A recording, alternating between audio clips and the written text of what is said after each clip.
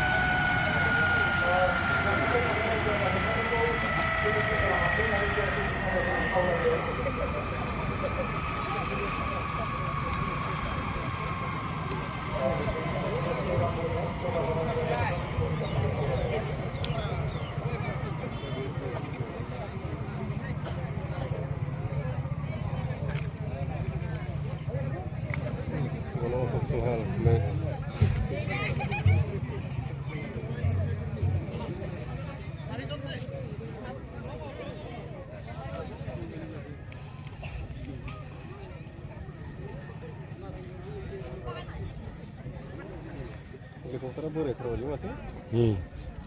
Lannya nak.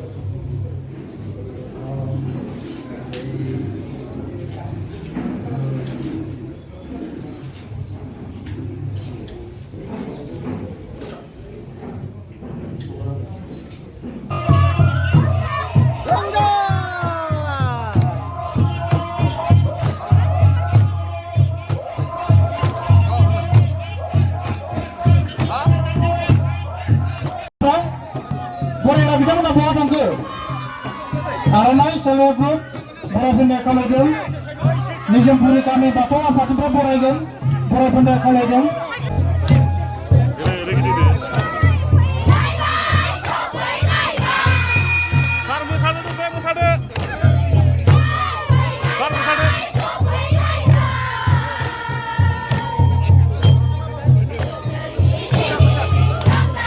जोङो खामानि मावनो आखायाव लादों गोलाव सम जोङो सोमावसारबोबाय बर' माहारिनि सोमावसारनायाव सनितपुर बिश्वनाथ आसामनि दाब दाब डिस्ट्रिक्ट गुबुन गुबुन जायगानि गासैबो बर' फिसाफ्रा बाहागो लाबोदों बिनि गेजेराव सनितपुर बिश्वनाथनि बर' फिसाफ्रा गोबां खस्थ' सहायनांबोदों मालाबा एनडिएफबिनि सोमावसारनायाव मालाबा एबसुनि सोमावसारनायाव आरो गुबुन गुबुन सोमावसारनायाव जथेस्थ' खस्थ' जाबोनो गोनां जादों आरो आं होआखै नों होयोबा होदो खनले फैदों जेब्ला बे बाटासिपुरथिंजाय बे खैलाजुलिथिंजाय गुबुन गुबुन ओनसोलफ्राव बायदिसिना थासारि जादोंमोन बे समाव आं फैदों धिमाजुलियाव जेला गोबां थासारि जादोंमोन बै समावबो फैदों आरो बै समनिफ्राय दासिम सनितपुर आरो बिश्वनाथ जोंनि आइ आफा रायजो राजाफोरनि जेंनाखौ आं मोजाङैनो मिथिगौ आरो बै समाव जोङो थांखि लादोंमोन जे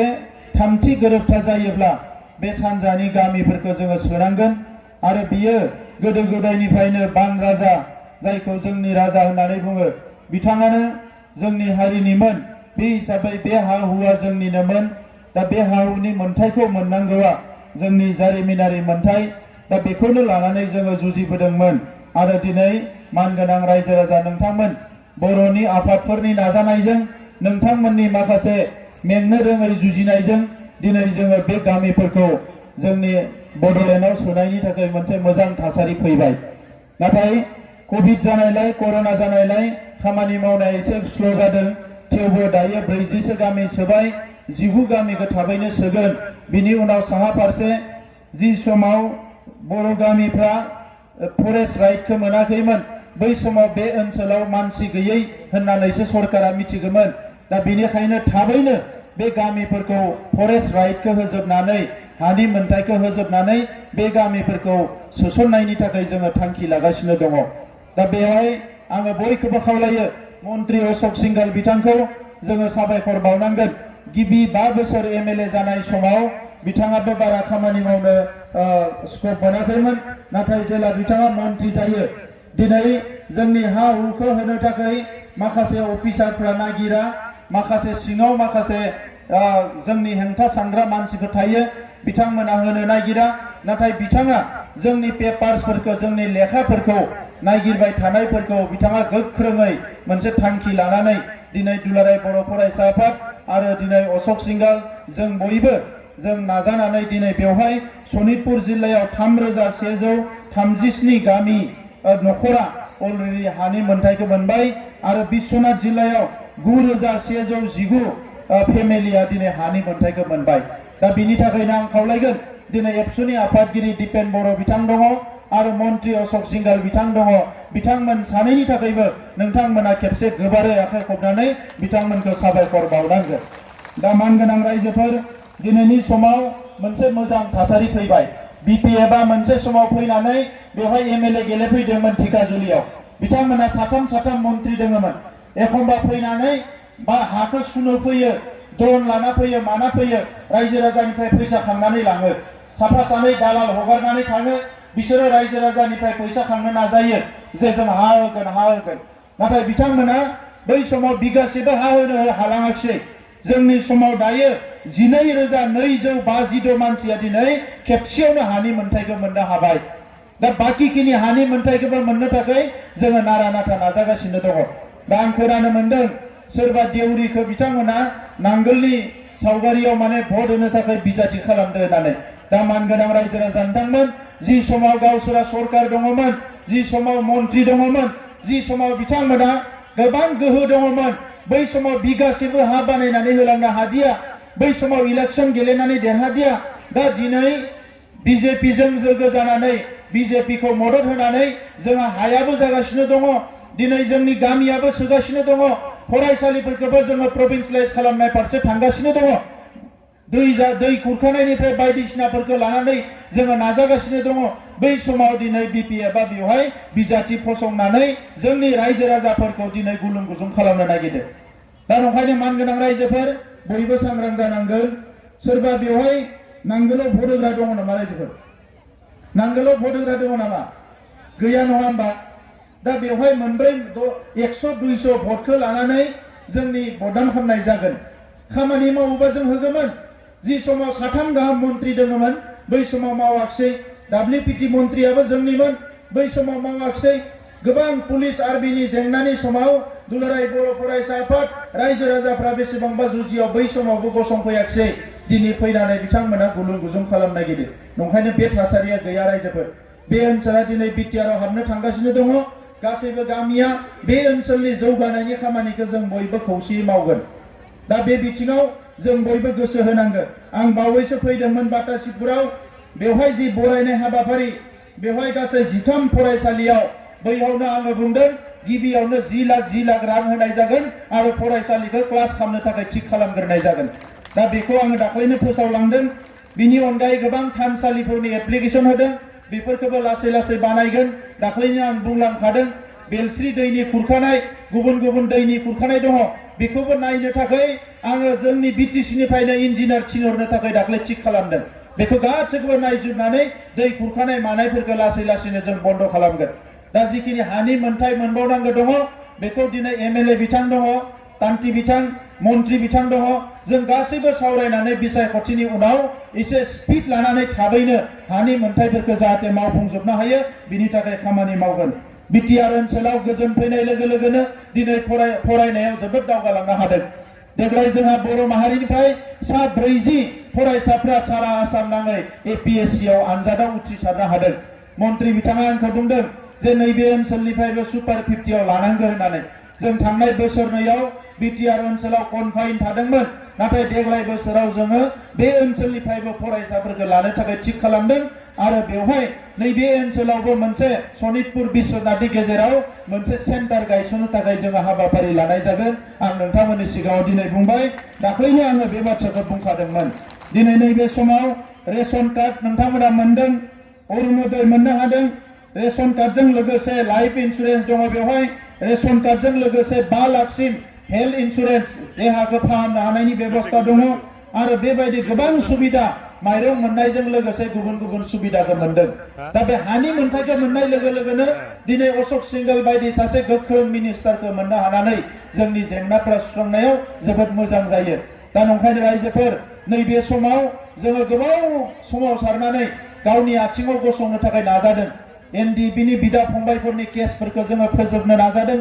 बिथांमोननि जायफोरा थैलांबाय मार्टियारफोरनो रां होनो थाखाय माखासे बेबस्था जागासिनो दङ। बेजों लोगोसे जायफोरा जेलाव दङ बिथांमोनखौबो बरननो थाखाय जोङो नाजागासिनो दङ। मोनफ्रोमबो खामानिखौ जोङो मावलांनो थाखाय नाजागासिनो दङ। दा नैबे समाव मानगोनां रायजोफोर गोनो गोथो जानो नाङा। 30-40 बोसोर सोमावसारनायाव जोंहा गोबां खहा जाबाय, बैखौ दिनै सुफुंनांगोन। जाय जि गामियाव दङ बेवहायनो अराय सम थानांसिगोन। गामियाव थानसालि लुनाय, फरायसालि लुनाय जि दङ जोंहा, जाय जि सिबियो गिर्जानिफ्राय लानानै जायनो जि नांगौ बेखौ थिक खालामनानै लानांगोन आरो बे ओनसोलनिफ्रायनो जोंनि इयुन जोलै लाइमोनफोरखौ फरायसाफोरखौ मानसि बानायनो थाखाय जोङो नाजानांगोन। आं बिसायख'थिनि उनाव फैफिनगोन, अफिसारफोरखौबो लानानै फैगोन आरो नोंथांमोनजों बेवहाय जेसेबां जोंहा गामिनि मुरब्बी दङ, ओनसोलनि साननो हनो गोरों दङ, गासैजोंबो सावरायनानै बे ओनसोलनि जौगानायनि थाखाय मोनसे मास्टार प्लेन बानायफैगोन। दा बे खोथाखौ आं बुंबाय। अलरेडि गहपुराव 1 करोड़नि मोनसे गेस्ट हाउस जानो थांगासिनो दङ। आरोबाव मोनसे सारिदुवार बे बालिपारा खाथियावनो जोंहा माखासे फंबायमोना बुंगासिनो दङ बेवहायबो 1 करोड़नि मोनसेबाव आरो गेस्ट हाउस काम अफिस बेवहायबो जों लुनो थांगासिनो दङ। जाहाथे बे ओनसोलनि रायजो राजाफ्रा क'क्राझारसिम अराय थांनो गोनां जाया।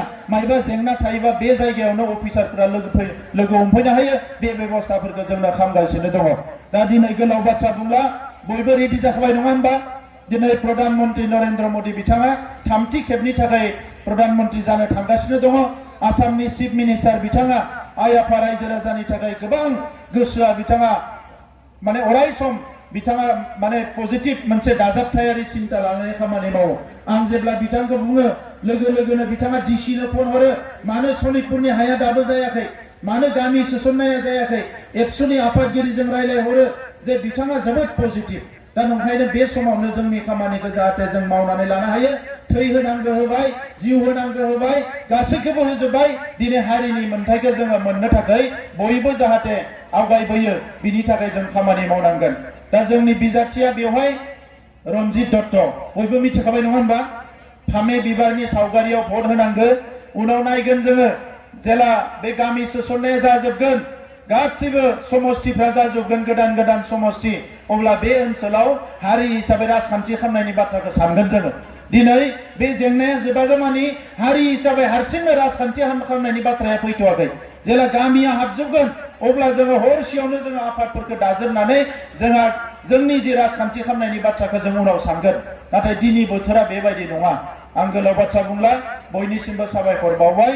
बयबो मोजाङैनो था, बैसागोखौ मोजाङै जादो। दा मोसानो गोसो दङना गैया रायजोफोर? दङ? सिगाङाव फैदो, इसोर दामगोन दायो। मोजाङै दामदो, मोसानो मोजांखौ दाम।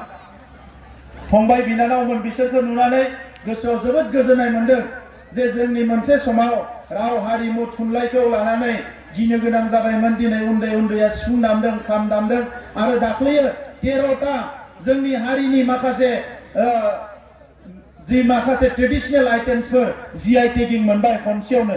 एकेलगे 13টা আমাৰ কালচাৰেল আইটেম GI টেগিং কৰিলো আৰু 8টা হ'বলৈ গৈ আছে।